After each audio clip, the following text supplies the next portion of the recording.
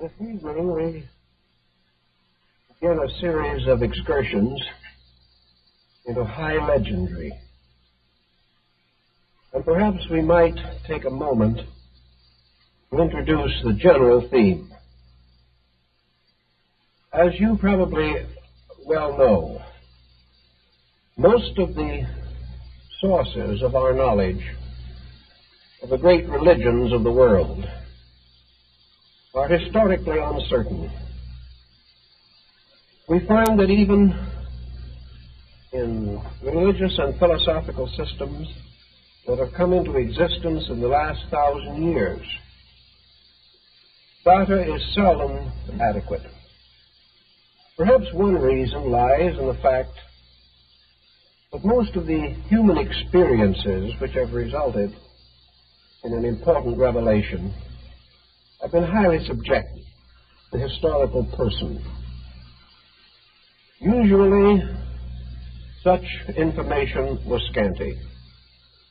During the person's life, he was not honored, he was not recognized, he found very little place in the pages of history. But the human mind is not inclined to leave matters like this. And gradually, myth fills in where history is inadequate.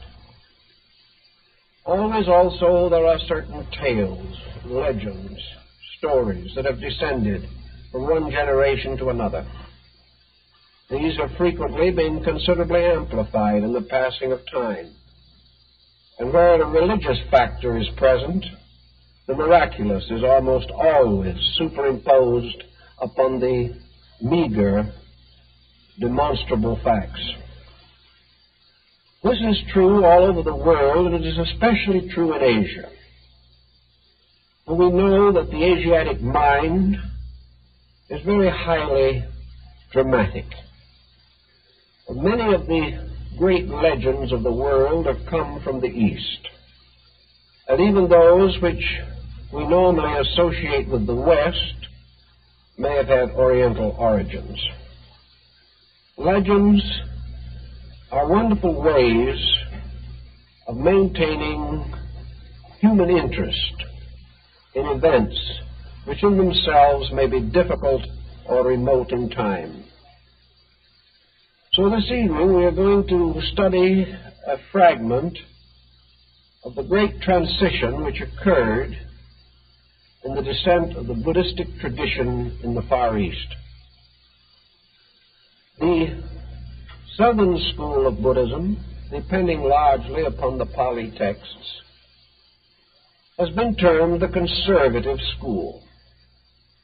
Legends have arisen there, but they are few, and for the most part are held within the severity of what the Southern Buddhists believe to be the canonical writings. The Southern Buddhists depend almost entirely upon the earliest texts, and these, as might be expected, are the least embellished. Also, in the case of Buddhism, and a good parallel will be found in Christianity, actually Buddha left no written words that we are able to discover. As in most religious situations, the early perpetuation was by oral tradition only. And the Southern school takes it for granted that the earliest traditions, the earliest oral records, must necessarily be the most accurate. There may be considerable space for disagreement on this point, however. We are not sure that this is actually true, because these early records sometimes lack perspective. They represent highly localized points of view. We have, therefore, a parallel again with the Christian problem. The early Christian records are divided sharply into two groups. The records assumed to have been left by the apostles, the original group of disciples, and a rather different record, which arose from the convictions of St. Paul. Pauline Christianity was quite different in many ways from the original revelation as it has come down to us. So we naturally ask the question, what was the source of the information of St. Paul? Why did he differ from the so-called gospel narratives in so many details? The answer appears to be that Paul had access to material which has not generally survived. He had the possibility of talking with others, of observing the reactions not of the 12, but of the stranger, of those who had only been beholders and not participants in the great Christian drama. From some point of view, either within himself or from circumstances, Paul grasped a structure that was more or less overlooked or ignored or even perhaps denied by those who were the closest of the apostles. The same thing happened in Asia. And perhaps the best way we can unfold this little story is to follow the legends, at least for a part of the way. In the northern school, the sutras, or records of the teachings of Buddha, are divided into two groups. The early records belonging to the southern school are acknowledged. They are affirmed to exist, and they are still the foundation of all that was built upon them. The northern school, however, claimed to possess other records, that in one way or another there had descended to them further instruction, arising also in the original words of Buddha, not merely in commentary, but in actual discourses which the great teacher gave.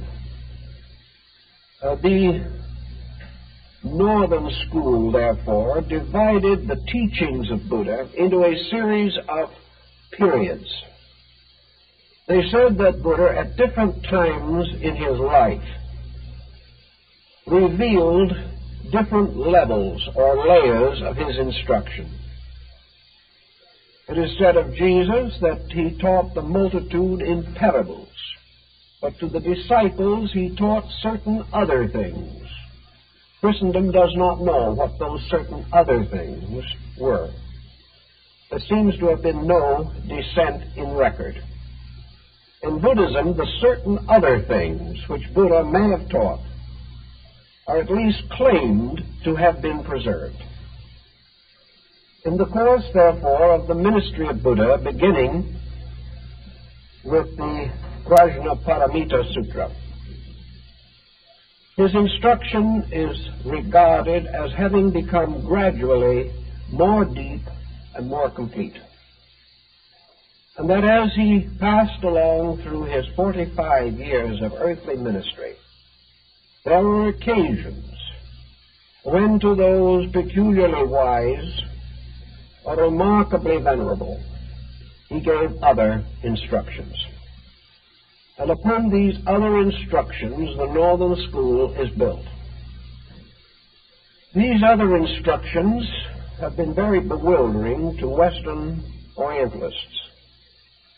During the 19th century, when nearly all writers on Buddhistic matters were either military men stationed in India, merchants, travelers, or missionaries, there was a great fondness for the southern school.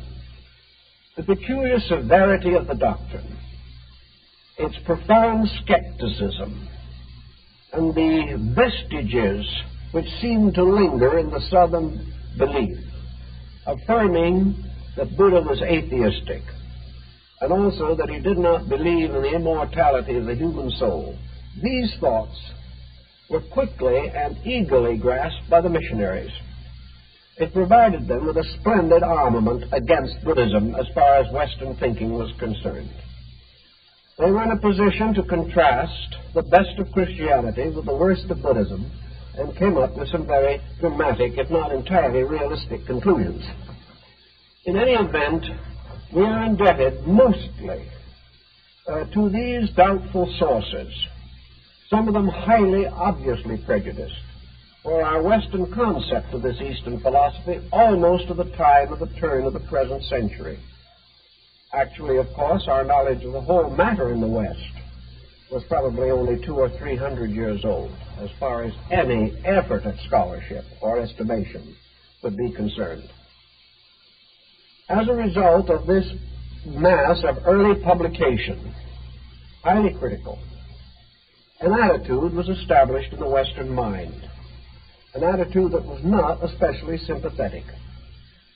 What these same scholars were very reluctant to bring forth was the Northern School. They would rather not discuss that at all. For in the Northern School, the similarities between Buddhism and Christianity increased very rapidly. In the Northern School, most of the concepts which the prejudiced 19th century German and English writers had brought forward were either contradicted or nullified. Thus it was not considered especially discreet to bring them up. Certainly not until a more modern, comprehensive grasp of Oriental philosophy was available. Many of the conditions have been corrected in the last 50 years, but the old prejudices linger on, and it is sometimes extremely difficult to uproot them. In the Mahayana system, the most important of all of the sutras of Buddha was the so-called last revelation. This is supposed to have occurred in the final assembly of Buddha and his arhats prior to the Parinirvana.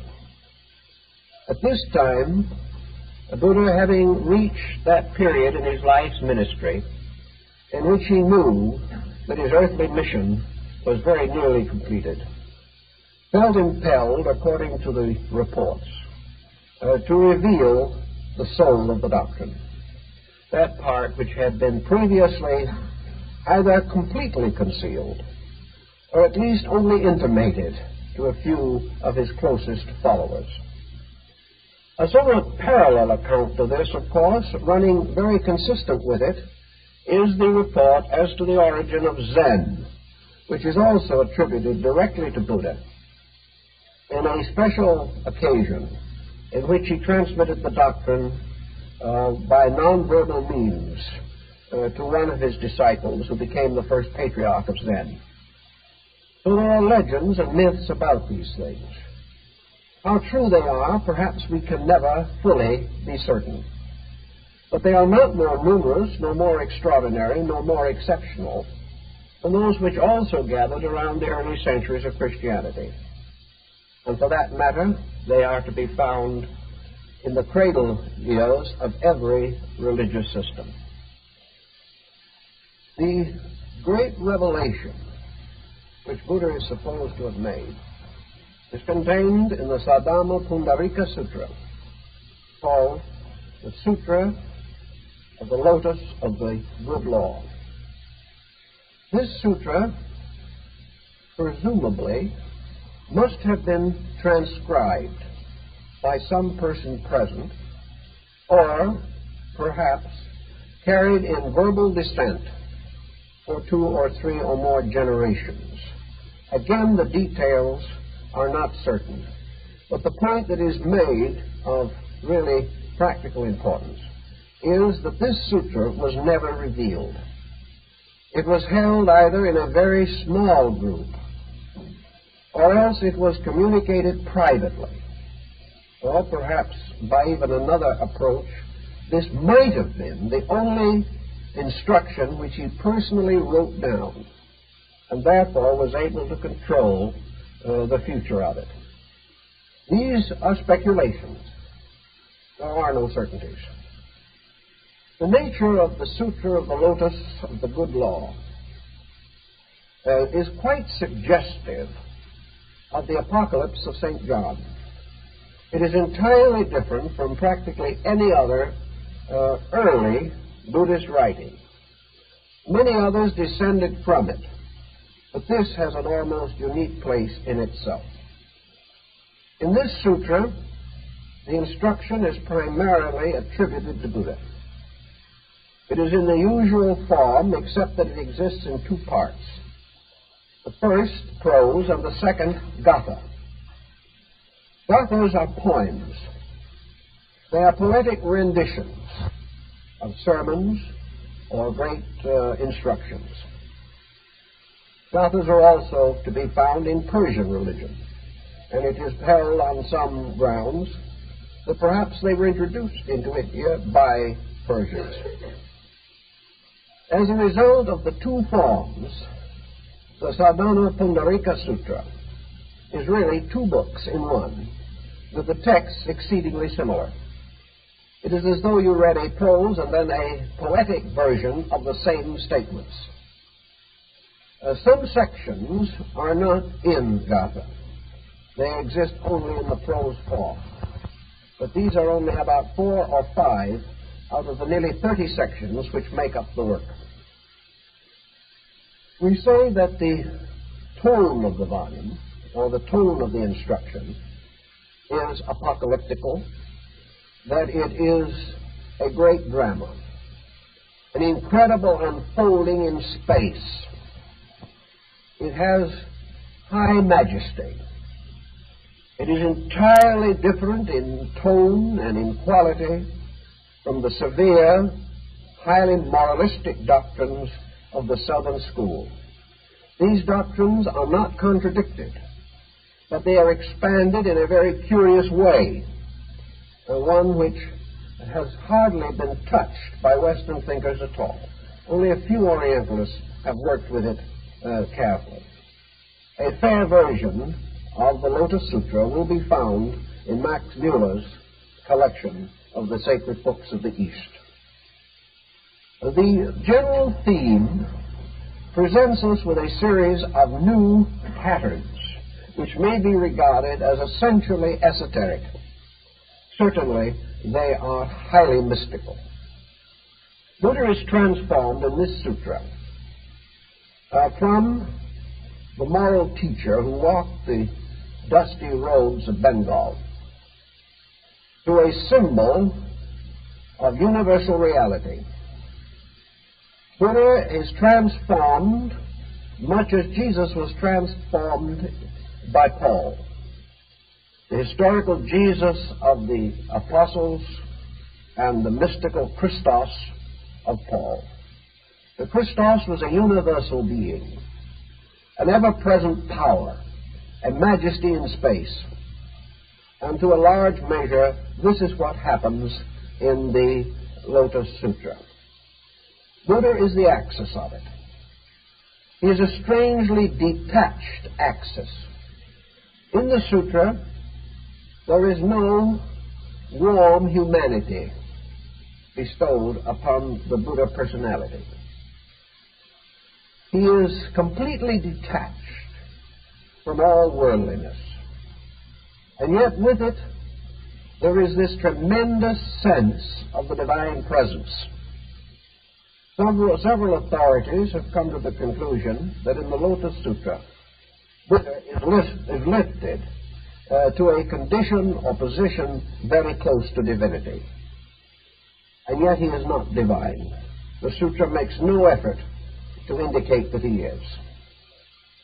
In this sutra, Buddha becomes, so to say, one of the great flowerings of mankind. The Buddha seed sowed in space has produced the perfect lotus of the true law. Buddha is presented as the complete graduate from the processes of evolution. He is lifted up until he becomes the personification of all virtues, until he becomes the symbol of man as infinite. He is raised to the condition in which, to the practical mind, he could very easily become an object of worship. In fact, there is no doubt that Buddhism as a religion is founded squarely on the Lotus Sutra. Buddha, seated in the midst of space, becomes the axis of a drama that takes in both inconceivable time and inconceivable space. Buddha now becomes a symbol of the infinite attainment of life itself. In the Lotus Sutra, he represents mind as infinite thought, mind as eternal thought, mind unborn and undying. Not the mortal mind we know, but a strange infinite mind in which all things have an endless and enduring existence.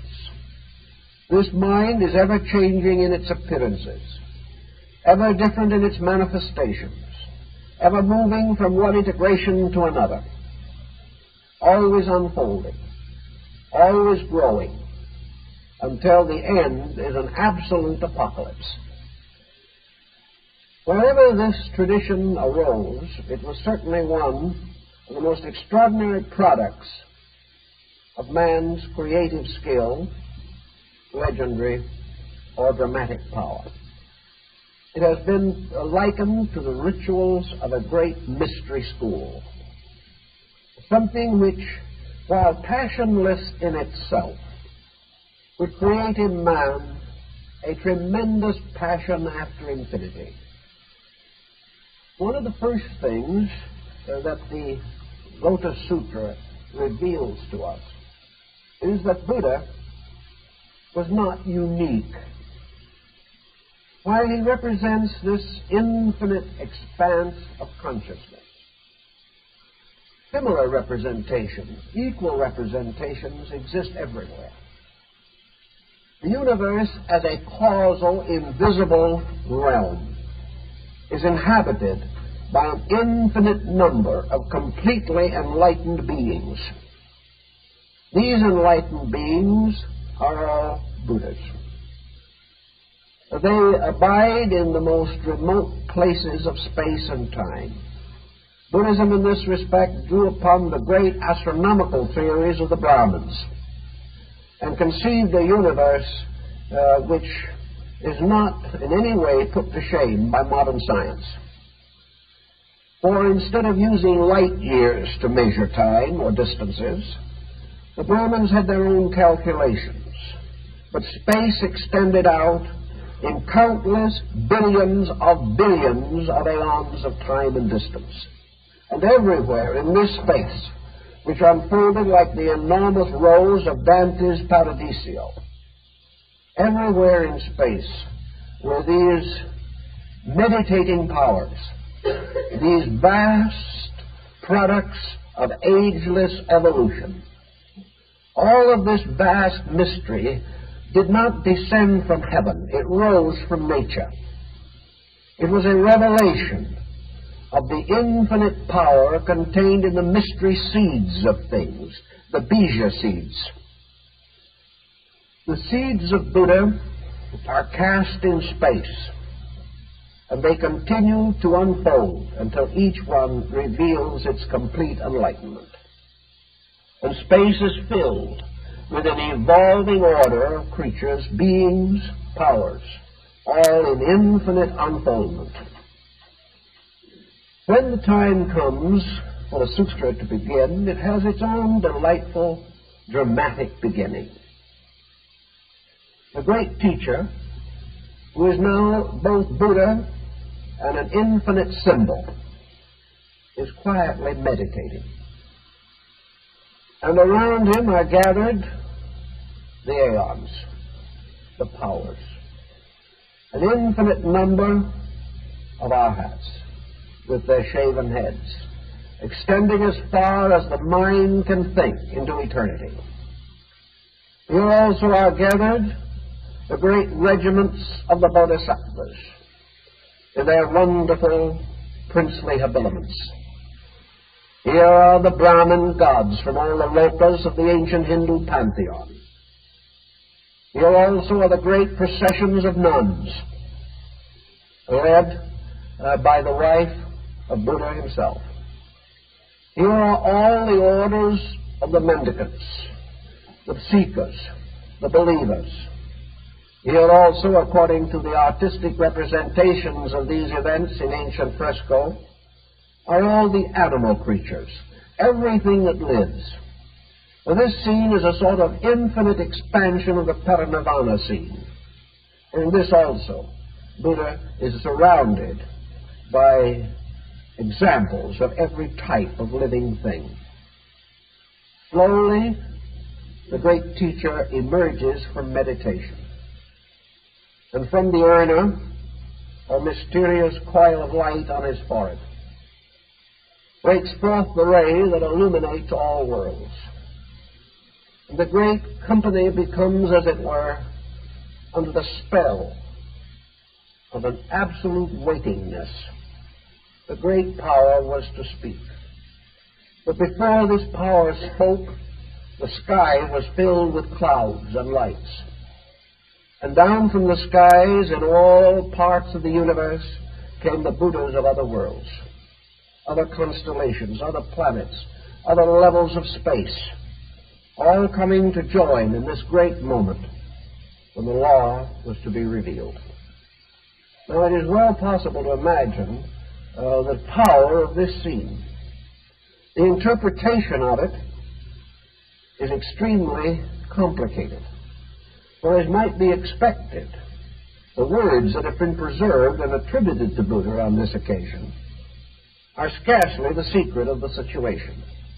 These words are again only veiled symbols. The obvious and evident meanings were not too clear. But out of the general sense of the meaning, out of the intimations, out of the strangely stated phrases, which are so much in the spirit of Eastern literature, there comes the gradual revelation of a total universe of light, a universe of things hidden and also of things revealed, a universe in which the mystery of the nirvana, or the extinction, or the idea that all things in Buddhist philosophy were to end in oblivion, was fragmented and dissipated. I think the point that was made, perhaps, in this discourse, at least that is one of the meanings that came to my thinking about it, was that it represented the transition of the mind from the total state of ignorance to the total state of awareness. The great concept of the cosmotheism of Buddhism, which means the cosmos itself as divinity, seems to rest upon the symbolism of the lotus. And perhaps that is why the sutra was so named. It would seem as though existence is divided into an upper and lower hemisphere. The lower hemisphere symbolized by water, and the higher hemisphere symbolized by light. From below, from the mud, from the slime, from the prehistoric origin of things, the lotus plant gradually grows upward to reach toward the light. And finally it reaches the surface, the place where the water and the light meet. And on this surface its blossom opens. And when its blossom opens, all of the corruption, all of the darkness, all of the mud and the slime is forgotten. For this blossom opens with absolute purity, indicating in its color and beauty no defilement of any kind. It is enlightened consciousness fed from the dark slime of ignorance. It is a very interesting and dramatic symbolism, and on it, of course, is based the concept that all Buddhas are shown seated upon lotus thrones, or the lotus is associated intimately with them. So the lotus becomes the symbol of the bursting open of consciousness. We have mentioned before, in discussing things here, that in Buddhism, the attainment of wisdom is not a direct action. It arises from the diminution of ignorance. Man becomes right by ceasing to be wrong. Right is not something attained by a direct action. Man cannot reach out and grasp truth. But when error in him ceases, truth is there. For error obscures truth. And truth can only be achieved by the consciousness outgrowing ignorance or error. When this is accomplished, man reaches the surface or the dividing point between his human consciousness and his universal consciousness. And in this we find Buddhism also borrowing something from the Vedanta and from the concept of Atman, the Hindu idea of inner reality. Just as surely as the entire meditation processes of Buddhism and the final trance state of the Arhat is very close to the concept of samadhi in more modern Hindu mysticism.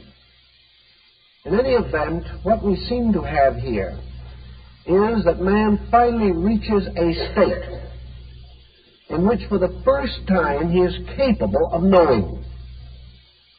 That knowledge is not really unfolding step by step. Man is unfolding consciousness degree by degree by casting off error. But there comes a time when the scales tip, when the condition of ignorance can no longer control or hold. And in that moment, the individual passes into what might seem to him to be extinction. But it is only the final extinction of his own ignorance. It is ignorance and not man that dies. It is the three flames that go out, not the eternal flame. It is the conditioned being that ceases, the being that lives in a world of dimensions, a being whose entire existence is based upon dimensioned, conditioned attitudes, the being that can think of the universe only from the outside, the being that can conquer planets and remain unconquered in his own soul. But there comes this point which seems to be the burden of the Lotus Sutra, the point in which suddenly the little self dies and the self with the capital S takes over. And that moment is the beginning of man's true existence, an existence which he cannot comprehend till he attains it, an existence which, when not achieved, appears to be only a vacuum, the mystery of the void, as we find it in Chinese Buddhism. But what I think the Lotus Sutra attempts to do symbolically is to indicate something of the nature of this beyondness, this condition that arises when ignorance finally dies. And to represent it, there is the same kind of magnificent spectacle that we find in the Apocalypse of John and some of the Gnostic apocalyptic writings. Here the truth seeker, passing through the orbits of the planets, coming finally to the little door in heaven, passes through guided by the angel and stands in the presence of the heavenly mystery. This is also the story of Muhammad's night journey to heaven. It is a symbol of a mysterious journey, a journey from egoism to universalism, from the condition of being a person to the condition of absolute identity with absolute being. And as absolute being remains beyond our definition, no matter how mystically we may be inclined, and as the communication of it remains as the sovereign impossibility which Buddha himself would not attempt. Therefore, it can only be presented by a vast pageantry of symbols, a tremendous explosion of light, a tremendous expansion of the very ritual that is legendary perpetuated in the story of the temptation and the enlightenment or illumination of Buddha. In that moment, the heavens opened, revealing also the tremendous hierarchy of divine powers. In the Lotus Sutra, this hierarchy is again present, infinitely magnified, attended by all who have achieved the liberation. The Arhats, in all probability, symbolize the ancient pre-Buddhistic teachers. The Arhats are the wise of all times, the wise of everlastingness, who in their own ages and their own worlds, but still part of humanity, at all times since the beginning of this unknown period that Buddhism does not even dare to calculate, have attained enlightenment, have come to be the meritorious, those who are justified, those who are true, a strange and wonderful order of sanctified beings. They are therefore present as part of this vast congregation. In the Lotus Sutra also we become more aware of the Bodhisattvas, which become quite important in the Northern School. One of the first that we come to know in the great epic is the Bodhisattva Maitreya.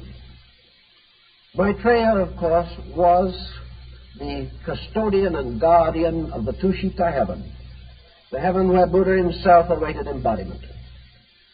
He is supposed to be the next Buddha. Therefore, he contains within his own nature the accomplishments of the Bodhisattva and the long shadow of approaching Buddhahood. We also find the princely power Manju, or Manjusri, the Lord of Wisdom. We find all this great company. And we also receive the distinct impression that what we are looking upon now in this entire aggregation is nothing but the extension of the central, seated, poised being in the midst of them. All of these extensions are manifestations of the infinite power of infinite consciousness. They are really embodiments of the central figure itself. They are the infinite reflections, as described in some of the Eastern books, where it is said that the light of one candle, reflected from an infinite number of mirrors, seems to fill space with an infinite number of lights. But there is only one true light, and all the rest is reflection. And in the great drama of the cosmotheism of the Lotus Sutra, all these lights seem to be the strange reflections of the one poised, changeless power that is in the midst of them. The result of the Sutra's message, so to say, was to transform the entire concept of Buddhism. The first and most important thing that it did was to change the ancient idea of the Arhat. In Southern Buddhism, the Arhat was a solitary sage who had departed from all worldliness, and taking the begging bowl and turning to the robe, dedicated his life to wandering in lonely isolation in search of truth. This Arhat in the Southern school is supposed to be merely a symbol of Buddha during the period of his own wandering in search of enlightenment. But there is one flaw which even the Southern Buddhists have been forced to admit in their point of view, and that is that the Arhat, by his action, does not follow in the footsteps of the Buddha. Actually, in the great Buddhistic system, the Triratna, or the Three Jewels, are the three great inspirations, or the three great refuges of human consciousness. They are the life of the Buddha, the teaching of the Buddha, and the association of the Sangha, or the monastic body. The Arhat of the Southern school went forth seeking only his own enlightenment. Buddha did not. After the temptation of Buddha, when he achieved enlightenment at Buddha Gaya, and other temptations were past, and he had brought the earth to witness that his law was true, Then was another episode that was very similar to the story of the temptation of Jesus on the Mount. Mara, the illusion, returned to plague the Buddha. Mara said to him, "Master, you have attained enlightenment. You are a perfect Buddha. I bow before you. I admit your authority. However, why now do you not retire into the nirvana and go into infinite rest? Why do you not fulfill the path which you have chosen to walk? Why do you remain in this world now that you are free of it and need it no longer?" This was the temptation. The Buddha resisted it, declaring that it was not his intention to go into the world as a person again, nor to retire from it to solitary eternal rest. His duty was to become the instructor of his fellow men, to go forth teaching them the Noble Eightfold Path. This further confounded Mara, the deity of darkness, for it assailed the foundations of the empire of ignorance. For while the Arhat of the southern school sought only liberation, Buddha himself forfeited his liberation, renounced it, in order to serve his fellow man. And this is a strong point which the northern school has made, that the end of the great path is not that the individual shall seek his own peace, but that he shall fulfill the vow which, according to the Lotus Sutra, he made ages ago when he first put his foot upon this path of enlightenment, namely, that he would not seek eternal peace until he could bring with him every existing sentient being of all worlds. So this supported the Lotus Sutra point of view. For in this sutra we now find all the Arhats, and especially the Bodhisattvas, emerging as the great compassionate ones. Here we come into the presence of Kanman, or Avalokitesvara, the great Bodhisattva of mercy. And we get a clue to something of this by the fact that Kanman, or mercy, is the embodiment of the voice of the Buddha. That it is this embodiment which brings peace in the form of words, in the form of instruction, in the form of inner consolation, and the natural graciousness of life, wherever the kind word is spoken, and the experience of the voice of the teacher is known in the world. So all of these bodhisattvas are again only conditions. They are only stages, infinitely multiplied images of great psychological principles abiding in human consciousness and in universal consciousness. Here also we find the Buddha proclaiming a ministry that is to be taken to all parts of the universe. We find for the first time the record of the rise of Amitabha, the Buddha of the Western Paradise. And we have the glimpse of Gautama preparing to build the paradise of the East. We find the great hollow square of meditation Buddhas and a vast development of symbolism that led to the high mysticism and tantra of northern Buddhism. Well, of course, we might say, and quite justly say, that all of this is high fantasy. But the difference that it achieved was that it made possible the dissemination of a teaching which would certainly have died without it. The lonely Arhat, wandering in search of his own perfection, deserting all, separating himself from every aspect of human existence, foregoing marriage and parenthood, leaving his business or profession, giving his goods to others, and in a desolate condition, seeking only enlightenment. This was a very abstractly noble idea, but not suitable or possible as a social state of mankind in general. It had to be limited to the Sangha, to the association of the monks, and it left the whole laity, the great world of people, without any direct participation in the mystery. We had again the same thing in Christianity.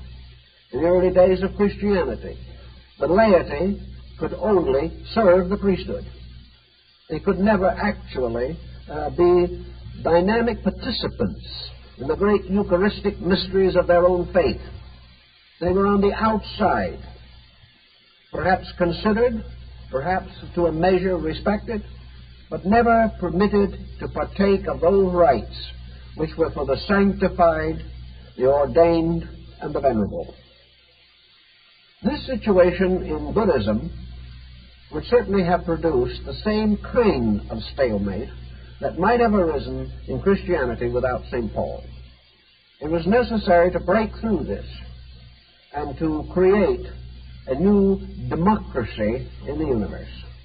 And the Lotus Sutra is probably one of the most extraordinary statements of democracy. For in it, there is a vast equality under everything else. There is infinite opportunity for all, and special privilege for none. Buddhism always had this basic concept, but it unfolded into a magnificent pageantry in the Sutra of the Lotus of the Law. Another point that we have to bear in mind is that Buddhism, unlike most other religions, was a religion of wanderers. Buddhism gradually ceased to have great authority in its own land. Between the revivals of Hinduism and of the Vedantic and Yogic sects, which came very close to Buddhism, absorbed part of it, and in turn contributed something to the Buddhist point of view, and the final ascent of Muslimism in India, the ancient faith vanished from the land. It thereby sentenced itself to a vast pilgrimage, a pilgrimage over a tremendous area, nearly all of Asia, extending down into the East Indies and over as far as Korea and Japan, upward toward the highest steppes of Siberia, and in the opposite direction all the way to Greece, Egypt, and Eastern Europe. Therefore, it had a tremendous pilgrimage among peoples of many beliefs and many faiths, among peoples who had culture and who did not have culture, to primitive tribes and proud nations. It touched with its magic the extremely primitive people of Tibet and transformed them into a highly cultured group on their own level of thinking. It also then touched a magnificent civilization such as China, which is not in any way primitive, which had its own teachers, its own leaders, which cherished Confucius and Lao Tzu, and it was able to contribute something to the great rise of Chinese, Korean, and Japanese art. All these elements meant that the faith itself had to explode almost like an apocalyptic vision and cover all of Asia, and it did so. And it was able to reach into every level of Asiatic life, as you can see even now. It touched the farmer, the common man, the humble person, the housewife, the tired mother, and the small child. It was no longer in any way a strange aloofness wandering across the face of Asia. And this transformation was almost entirely due to the revelation of the Lotus Sutra. So what happened to it? There was no record of this sutra for a long time. It apparently was not actually known until the 1st or 2nd century A.D., which would probably be 500 years after the parinirvana of Buddha himself. And it is only fair to point out that he declared that the great period of unveiling and revelation and interpretation would begin 500 years after his death. He sensed this, perhaps knew why. But the great sutra of the good law vanished away. No one knew what happened to it. At that time, no one knew the content. They did not have the opportunity to study it in the sacred books of the East. It was then a myth and a mystery. There were rumors that it existed, but no one knew where, no one really had any good answers at all. There was a report that was preserved at Nalanda, the great university in southern India, the great center of the Buddhist tantric philosophy, that this sutra had not been entrusted to any human being at all, for fear that even the most devoted and dedicated disciple, Ananda, the keeper of the records, might be tempted, even by greatness of his own heart, to reveal this sutra before its time.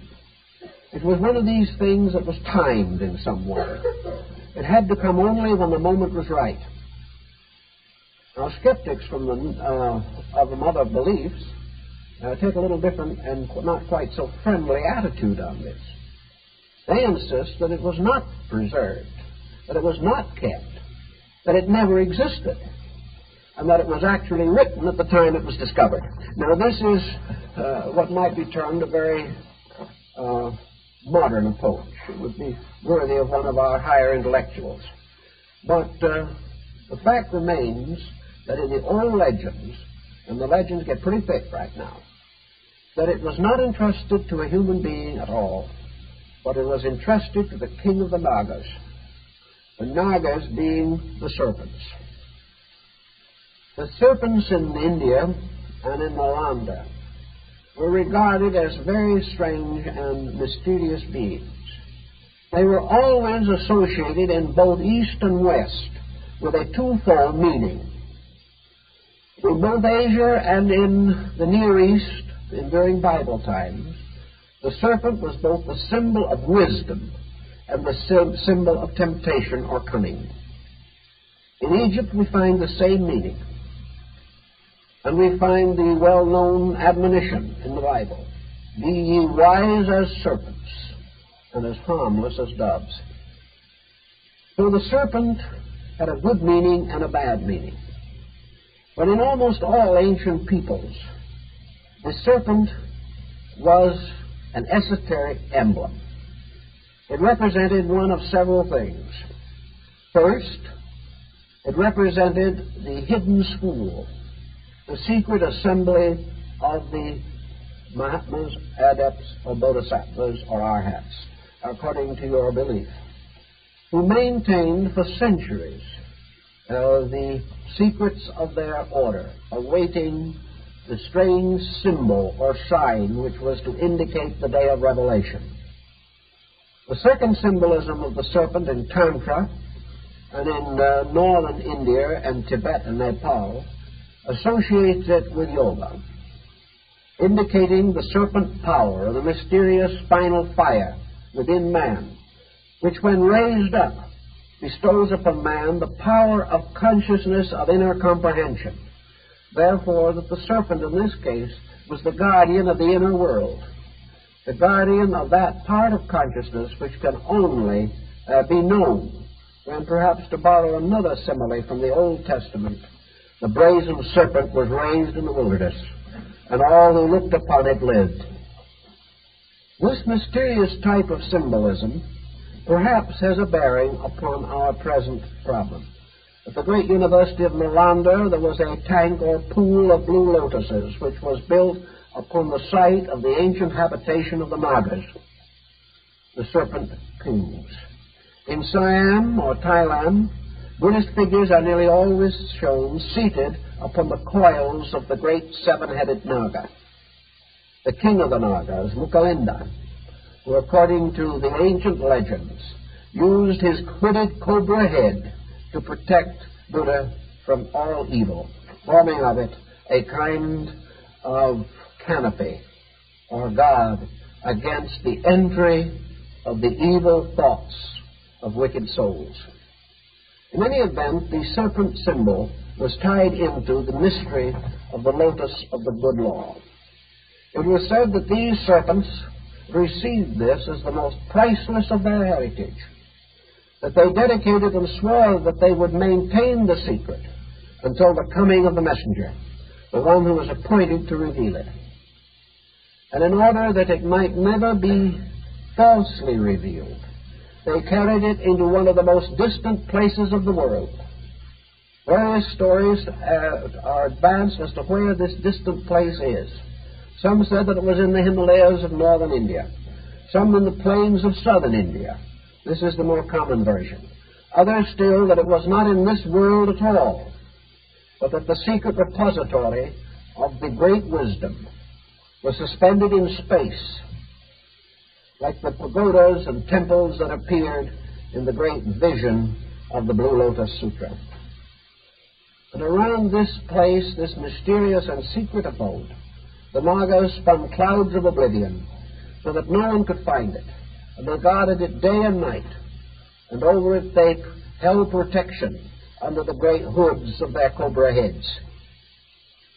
And the Nagas regarded this mysterious possession as being the symbol of the possibility of their own ultimate enlightenment. That the time would come when they too would know the mystery of the great enlightenment. So as faithful custodians they gained merit. And there are accounts that many of the bodhisattvas or arhats at different times took upon themselves the forms of Nagas in their embodiment in order that they might become the guardians of the secret treasure. This was the treasure. No one knew exactly what the treasure was at that time. The treasure was supposed to be the living Buddha himself. And if we go a little further into it, we see why this was. Because it was held in ancient times that a sacred sutra, or a book, manuscript, scroll, that contained the words of the teacher, such a document was the teacher. He took upon himself this embodiment. And the Tibetans have a deity, the Prajna Paramita deity, the God that lives in the books of truth. So this is a very interesting sidelight, namely that the book containing the instruction was identical with the teacher himself. About the 3rd century A.D., there arose a very strange man in India. Again, many historians doubt his existence. They think he was another one of those delightful figments. But then again, this was not necessarily unique. It isn't 100 years since most people did not believe Lao Tzu ever lived. And there are still authorities that insist that he is merely a composite of older beliefs. But the Chinese will never accept this point of view. And many of their records go back far enough to very much embarrass critics, who are saved largely by their inability to read Chinese. In any event, this man who arose was an arhat, converted to Buddhism from Hinduism. He had been a Brahmin. This is another interesting parallel with St. Paul. Whereas many of the disciples were men of common stature, Paul was a citizen of Rome, the highest honor that a man could have at that time. As a citizen of Rome, he was in this virtue alone, one set apart from the common herd. He was socially an aristocrat, a learned man, a scholar, a deep and penetrating thinker. And most of all, if he had lived in India, it would have been said that he was born of a high caste because of his Roman citizenship. Well, Nagarjuna, as he was called, the serpent taught, part of the tradition of the Nagas. He was a man who, in the legend that we have of him, was a magician. And like some of the great sorcerers of Tibet, he's credited with vast superhuman powers. His abilities were so numerous and diversified that he raised the dead, that he healed the sick, that he was able to travel in the air, that he could move invisibly from place to place. The legends about him are almost limitless, and each one piles further wonders upon those which have previously been heaped together. Now, apparently, Nagarjuna was the one who was waited for. He was the messenger who had been appointed. He did not know this himself, and that was quite according to Buddhism, inasmuch as Gautama did not know his own ministry until the illumination.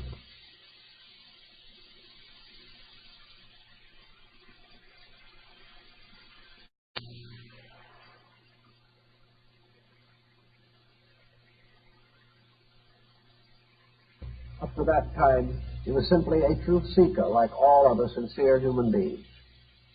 Prior to his embodiment, he knew. But through his infancy and childhood, he did not know. In the same way, Nagarjuna did not know, except that he felt this strange urge which caused him to depart from his own faith and take on another belief.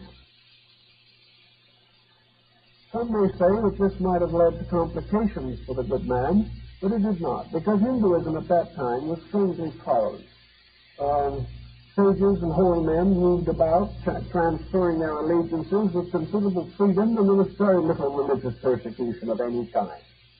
So in all probability, his former teachers sent him on to other teachers with a blessing. In any event, there came to him the inner realization, through magic, through incantations, through whatever rites you want to consider, the books are dim, the stories are plentiful.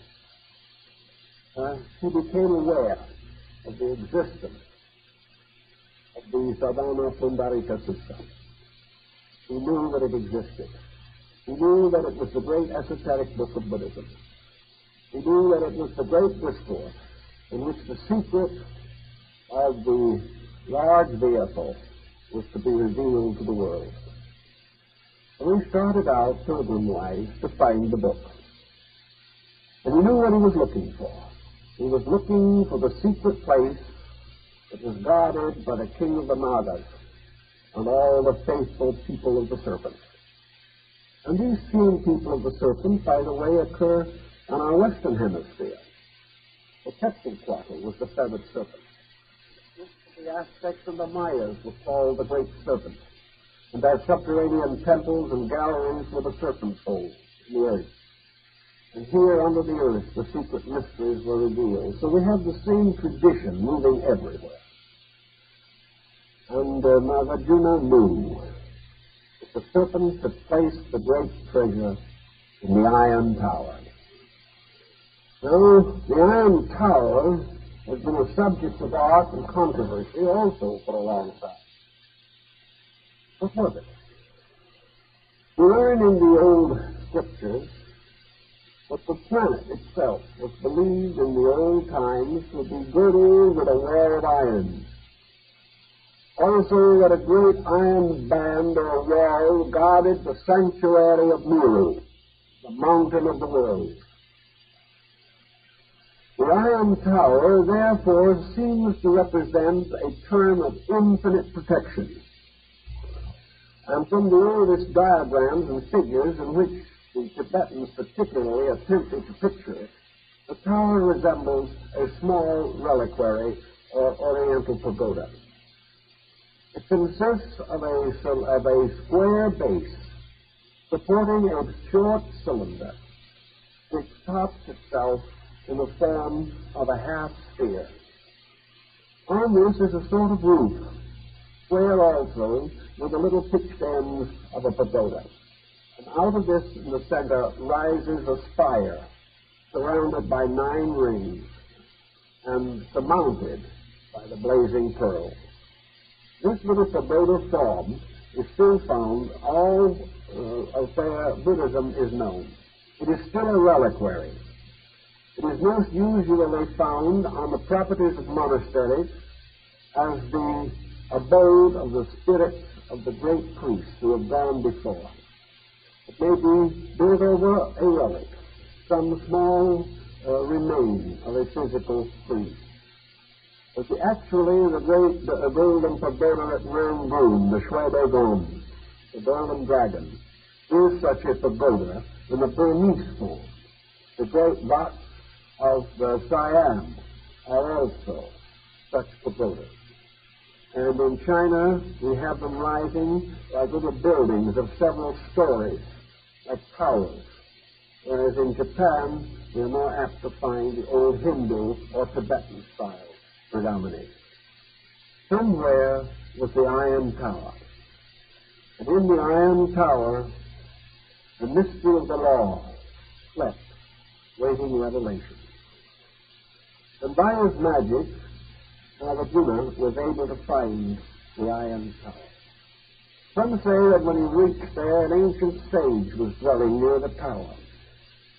Some say that this sage was a vision sent from another world, as the visions of age, sickness, and death were sent to the young Prince Gautama before he became a Buddha. Some say that Nagarjuna was instructed by this sage, and that this was the real secret of the whole thing. Others say no, this doesn't quite explain everything. But anyway, however it may be, the wise men, the Nagas, whether they be adepts or sages, whether the Iron Tower was a symbol of the eternal Shambhala, the abode of the gods, whatever the mystery may be, from the Iron Tower, Nagarjuna received the Lotus Sutra. All those who wish to say that he wrote it and the rest of it is a legend, who can deny them? Who can affirm anything? The only thing that we can say is that if he did write it himself, the rest is fable. He produced one of the most extraordinary works in the history of the world. So he produced something by means of which the teachings of a lonely Indian mendicant, honored, loved, venerated, but seldom understood, these teachings were made available to the great mass of the Asiatic people. And from this sutra and its implications arose what we know as the wheel of the great doctrine, the Northern School, the school that transformed Buddhism from a patient waiting for the unknown to a dynamic building towards an enlightened human society. Some will say, and the Southern Buddhists insist, that all this was a profaning of the teachings of Buddha. But if you study the Mahayana scriptures carefully, and there are others that came later besides the one of the Great Law, the other sutras, of course, are commentaries and interpretations by the great patriarchs of the various schools. But this one unique sutra has been held in common by all northern Asiatic peoples. It is the foundation of Lamaism in Tibet. It is the foundation of Chinese Buddhism. It was the great power that created Japanese Buddhism. It was present to a modified degree, but rather strongly in Korea. Wherever the great motion of Buddhism passed, it contributed to the glory of it. It gave the world the wonders of the Buddha Babur in Java, and the great cosmological monuments that are still to be found in the most remote parts of China. No longer, unfortunately, can we visit them. In any way you wish to look at it, a new dispensation occurs. And this is traced distinctly to the opening of the doors of the Iron Tower. From that time on, the new revelation was prepared for the service of mankind. Nagarjuna, if he invented it, if he wrote it, merely elevated himself to one of the highest places known in the levels of spiritual consciousness. It is unlikely that he wrote it. It is most unlikely, because he was but a recent convert from Hinduism. Had he written it, he would have most certainly involved in it much more Brahmanical philosophy. Like all Buddhism, he borrows some, but not excessively. The only other possible explanation is the one of the sage whom he met at the Iron Tower, who may have had an older contact. Some have tried to insist that the doctrine was in existence among certain sages but a century or more before Nagarjuna. It is all myth. It is all legend. But out of this strange, legendary foundation arose something that was not legend in any sense of the word. As a result of the gradual interpretation of this sutra, which was copied with the commentaries of Nagarjuna, also Nagarjuna prepared his own commentaries by which he was elevated to the estate of the 14th patriarch of the Great Descent. And even sects that do not follow precisely his instruction still acknowledge that he is of the highest order of canonization, that he is one who is already a Bodhisattva, to go on to still higher achievements in the Northern School. We now have the primary differentiation between the two schools. We have, first of all, the doors of Buddhism strangely open to all men. Buddha opened the first gate by disregarding the caste system. He declared that regardless of birth, regardless of race, regardless of affiliation, the individual could attain enlightenment. That there was no person so ignorant that inevitable enlightenment was not his, by a right beyond any power of man to destroy. But Buddha did not clearly indicate the difference between the clergy and the laity. He created, and probably very wisely in his own time, because after all he was establishing a school, which was later to unfold, but he had to give it body. And he did this by the Sangha. He established the orders of the monks. And during his lifetime he lived to see this community increase in number, regain honor and distinction, and he also established the monastic orders for women. But the Northern School, the revelation of the Blue Lotus, suddenly opened the way of salvation to persons not dedicated to the clergy. The way of salvation eliminated the absolute requirement of monastic orders. The Northern School held firmly that illumination, enlightenment, spiritual progress, growth, and unfoldment were based entirely upon virtue, upon integrity, upon the individual performing to the very best of his ability those duties and responsibilities which were his natural requirements.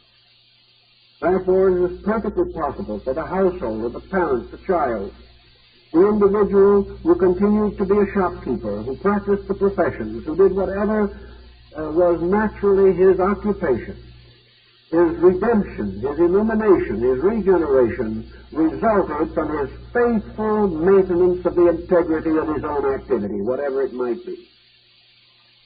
He was not to become an arhat by no longer being a physician, but by becoming a greater physician. He was not to wander off into aloneness if he was an attorney, but he was to stay and judge righteous judgment. Whatever he was doing, this was the area of his karma. Here it was that he must fulfill his message, his ministry, and his purpose. And all good deeds accomplished by him contributed to his enlightenment, just as certainly as privation or detachment from worldliness. The Mahayana took the idea that this detachment was not a walking out on worldliness, but a detachment from selfishness, from self-seeking, from all these negative or destructive attitudes, by means of which we exploit or betray the tasks and duties which we should properly and nobly perform. So this was the next step in the great motion of Buddhistic democracy. It had already extended to the animal kingdom and accepted the animal as the brother. It had extended itself to the mysterious beings of the invisible worlds, ghosts, demons, monsters, and formed them all into acolytes of the Buddhistic order. Now it was to transform the problem of Buddhism itself. From the secret books of the Iron Tower, it was also pointed out that there was the heart path to realization. That the heart represented, actually in Buddhism, by the assembly of the Bodhisattvas, was a sure path as certainly road to illumination as any reasoning, any meditation, any abstract discipline, any self-study. That's the first thing that we should have to have. But actually, is a complete the wise man and the good man, the word these itself two are tells the one. secret of itself. The word Both have achieved exactly the same end. its meaning means to For wisdom must end in goodness. rainfall. That which is good is truly wise, regardless of all other Take attainments. the stockage. To the good person, Education is to relieve the individual in whose heart and mind there was the continuing remembrance of the law. education This is to use the constituted mind the heart path to enlightenment. establish purposes by which the But it was mind certainly this approach employed. that captured the heart of Asia. This is therefore the It was victory this approach which growth resulted in the triumphant march of Buddhism across a third of the surface of the earth. education. But it also contributed everything to the great artistic cultural heritage in which Buddhism became so closely If he is identified. important, then he must protect. Here was If he the doesn't protect it, he doesn't inspiration protect of a great it. art. The idea of somebody else Here was the reverence and the gentleness. must not carry There was the on. subtle hopes, the mystery of a world of beauty and truth. Fundamental. It was concealed from the common state of man, only by a very thin veil. Actual honesty. It seemed under such conditions that almost anyone at any moment might see these luminous figures rise before him. As he looked at the sunset, he could see the radiant head of the Amida circled by the halo of the setting sun. Chaos we have now. Everywhere, We have the universe became filled with light beings. sword points. And by degrees, these light beings overcame all the shadows which had held men in fear and doubt and bondage for ages.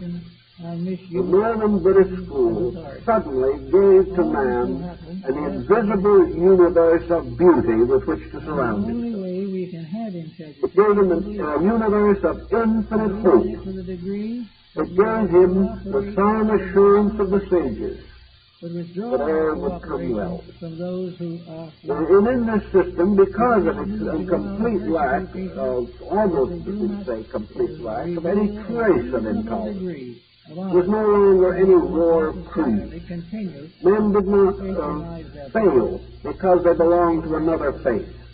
Hunan, the great Buddhist mystic, describes how the saints of other religions the golden rule. have all achieved bodhisattvahood. Centered on the But mind. all the good and the pure and the noble everywhere are part of this glorious company of the radiant ones.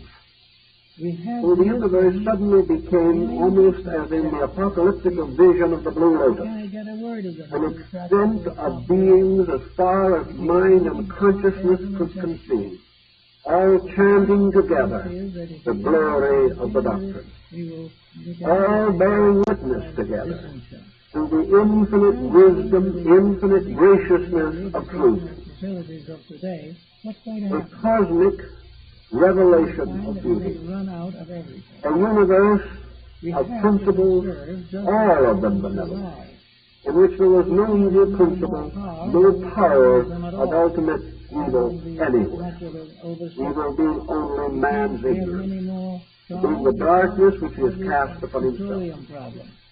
So this vision, of course, the resources of the was planet. in some way tremendously acceptable. We can understand why this would be. Can't replace them. We can also understand why in local periods when times were fortunate, as in the age of the Fujiwara in Japan, Everything else. great princes and kings, We will take rulers of the highest families, austerity. both men and women of the imperial house, resigned their temporal honors and took holy orders. Misuse Emperors became monks. Empresses became nuns. seems to believe And the great and powerful nobles united together in their effort to create on earth anything a visible commonwealth based upon the mysteries of Amida's Western that paradise. we can't The idea was to beautify we everything, have today. to make the whole world a sanctuary of beauty and of good, Not really. to transform this earth into a wonder similar to Do paradise. not do anything better. And this, of course, they had a certain basic indoctrination from the northern school, in which it was assumed that it was the task of the Buddha Gautama He can learn transform this planet into his eastern paradise and rule over our world as Amida ruled over the paradise of the West.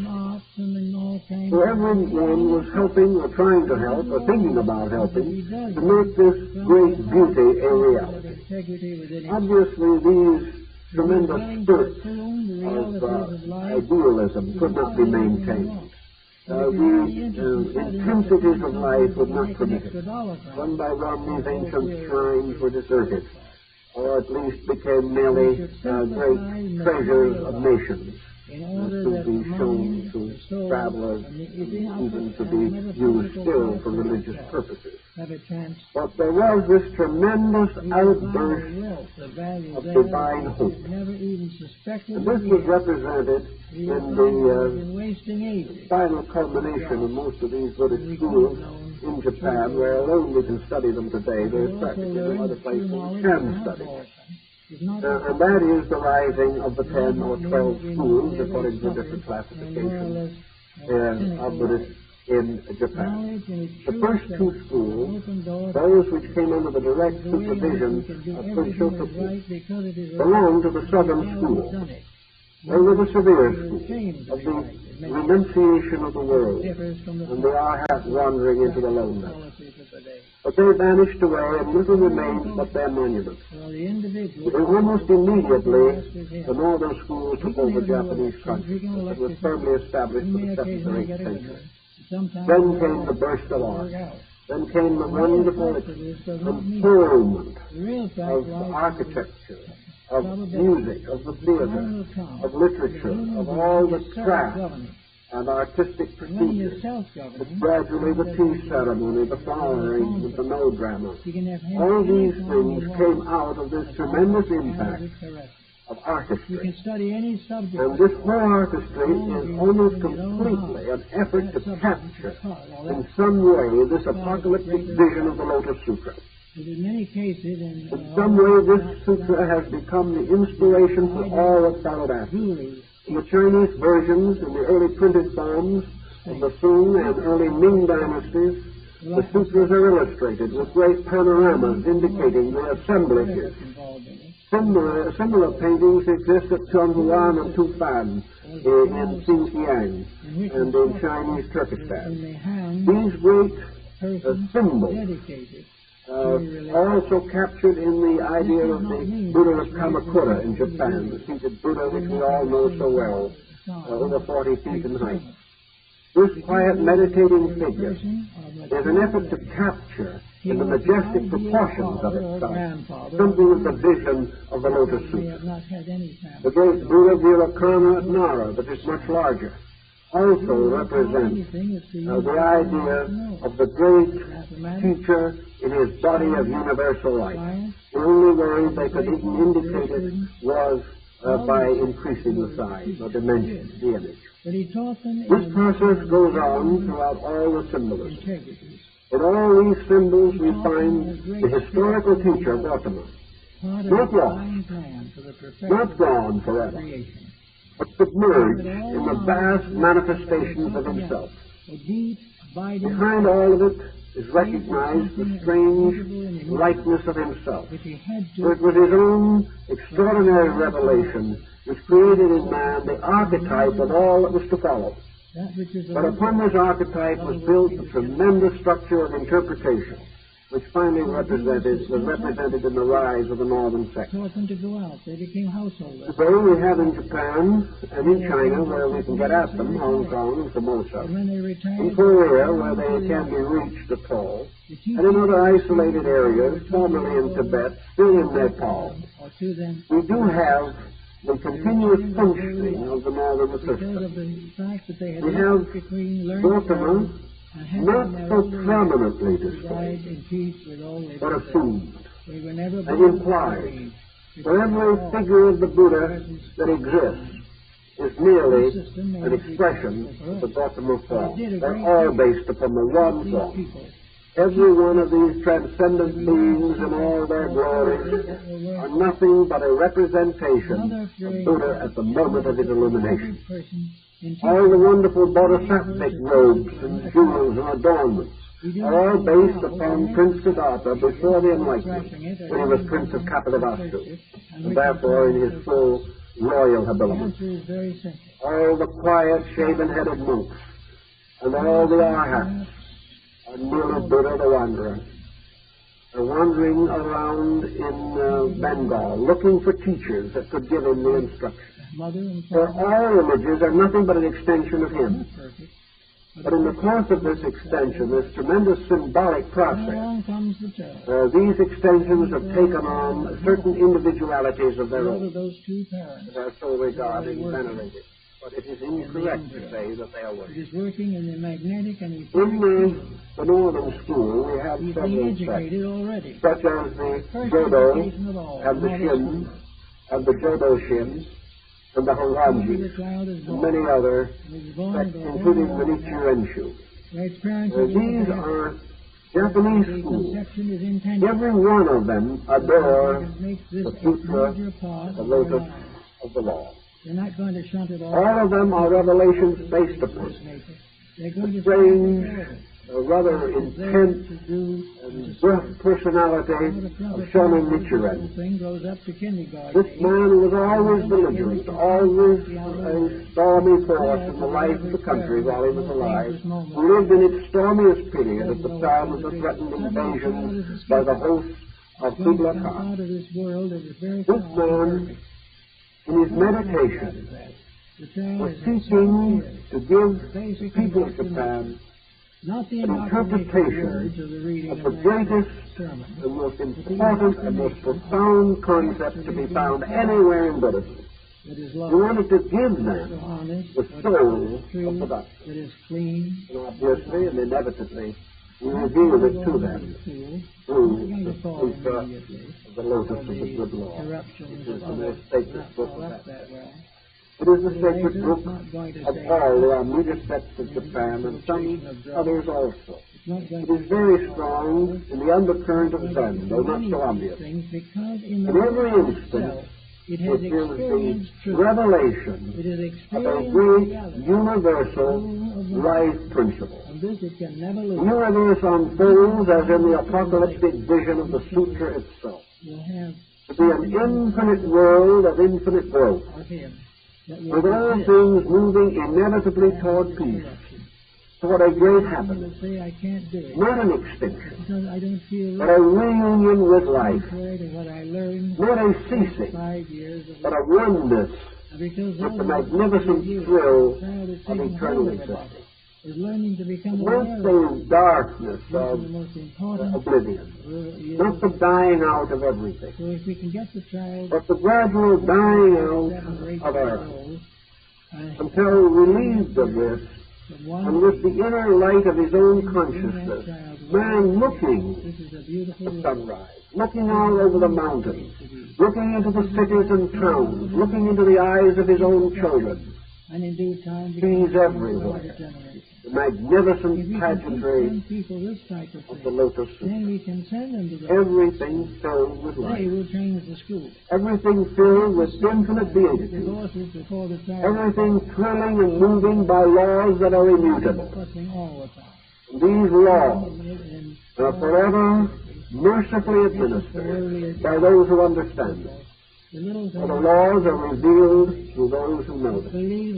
The great body of the law, the enlightened power of the Buddha Shakyamuni, the great philosopher.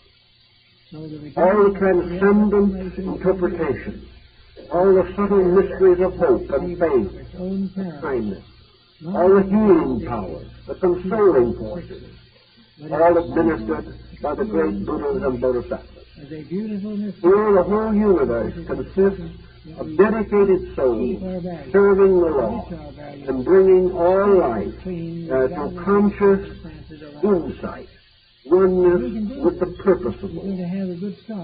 There is no strange emotionalism such as we have in some other religions. It is not an emotional faith, but it is a faith of great quietude. And out of this great quietude, this solemn assurance of all things, comes a kind of emotion that is a little difficult to understand, but is definitely there. It is that It is we the emotion of a strange, transcendent not certainty. solely for profit. An emotion in which the bereaved does not weep for the lost one, Beyond the but has some strange, quiet, and perhaps a little sad realization in himself continual profit. that all of this is part of the infinite process of infinite good. That everything is within the light that shines from the urna, the great coiled pool of light on the forehead of the infinite Buddha. That as this light shines into all places in space, it reveals worlds that we do not know. It brings light into the most obscure corners of creation and eternity. But wherever the light strikes, if it goes off into some distant star, if it goes into the uttermost parts of space, wherever this light strikes, there will be found the assemblies of the Arhats. There will be found the gracious faces of the Bodhisattvas. There enthroned among them will be the Buddhas of the 10 directions of space. Everywhere the law. Perhaps what Buddha wanted to try to carry through in this was the transcendency of the law itself. Not a law that we can comprehend fully, but a law beyond any question of doubt. The time of the temptation scene, the strange moment when Buddha awaited illumination under the bo tree. So the hosts of Mara came to tempt him. And universal confusion closed in upon him in an effort to turn him from the quiet internal realization which he saw. The hosts of the material world symbolized by Mara. In the prophets and That we own all things. We are masters of it. We are the kings and the emperors. To the future of the world. We have all strength, strength, all authority. It is very important now. And we have a whole creation of ignorant, but nevertheless highly opinionated beings that are ready to testify to us. They will bear witness to our power. They will bear witness to their daily thoughts that they fear Caesar. They will bear witness in every moment of their lives. But most of all, they want to perpetuate their physical existence, even though it corrupts their soul. We have witnessed that materiality is supreme. They want to be distinguished. Then Mara turned to the Buddha, for their philanthropy, who was just attaining enlightenment, supporting and he said, who do you have to bear witness? It is wrong. Buddha made the mudra, which is found on many of his images, called the earth witnessing. He puts his hand down and touches the earth. And when he does so, the great Earth Mother, like the wonderful editor of the Nibelungen, the great Earth Mother rises before him. And she says, I bear witness. I am the great mother of all that lives. I bear witness. They're going to have a new I am the one with infinite laws, infinite processes of birth, which is going to prove growth, that maturity, divine of things decay, are stronger and more processes of little birds coming from the eggs, We're going to find processes of the ripe grain growing in the field, the processes of the trees heavy with fruit, with our daily life. processes We may not know birds where, knowing where to go in migration. why we need it. Everywhere. If we study history, we know we have These to have it. processes. And these things will gradually clear And themselves these up. processes we call Rewrite a lot nature. of curricula and get The a Earth new Mother point of said, view I on am some of these nature. essential purposes of life. I bear witness I think that we can that every law of nature has to come back. bears Maybe witness Father will be to the the truth of athletic this stuff. teacher in the school, and some of the other This children was will be in the high not only the school, beginning of the earth witnessing, and some will be taken but care of probably by children in the was higher. one of the roots All that is of the love. Lotus It's Sutra. part of life. And It is one of many intimations that are found in the earliest records. And love each other. For Buddha, with his hand in the earth witnessing posture, is known much earlier than the attributed date of the founding or discovery of this sutra. So the earth witnessing episode, while probably legendary also, goes back very far.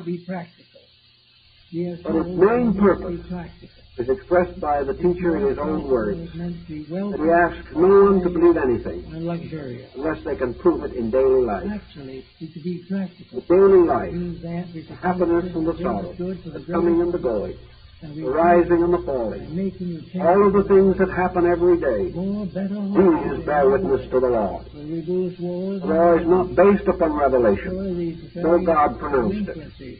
No vast conspiracy of heaven decreed it. It is eternal. But everything that exists witnesses it.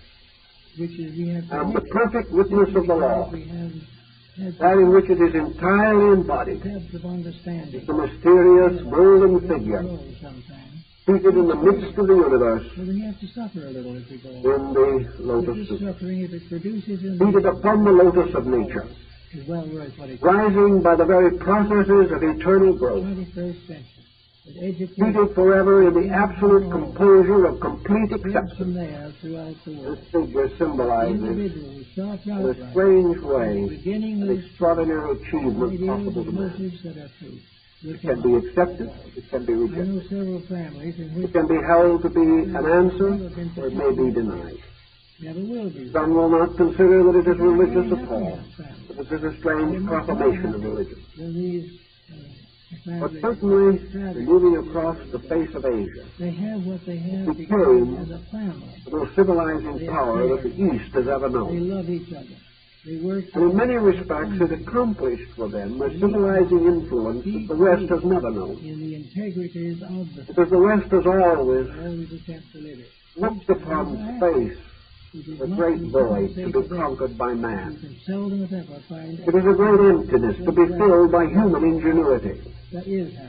Man was a creature, space was nothing. Man was a being, space was beingless. Man has a mind, space is mindless. This has been the common thought of the West. While we held religion, we never permitted it, in most instances, to dominate our conduct to the degree that it modified our ambitions. In the West, when the thinker looks out into space, he sees only a mystery extending on and on and on through physical extension to infinity. But the Buddhist, looking into the same direction of space, if he uses the outer eyes of his body, sees exactly what the scientist sees. Nothing. But in the quietude of himself, something happens. He begins to feel something. He discovers within himself that this space is not empty, that he is not alone, that his own kind is not unique or the only thing that was ever produced by nature. And in his meditation and his mysticism, the extension of his own mental processes, his intuitive processes, his inward imagery, suddenly causes this space to blaze out as a magnificent universe of value. He sees life everywhere, law everywhere, beauty everywhere, truth everywhere. And to him, those who have gone before in this infinite path of growth turn back as kindly elders, as dedicated friends to help him. And this whole hierarchy is that of dedication.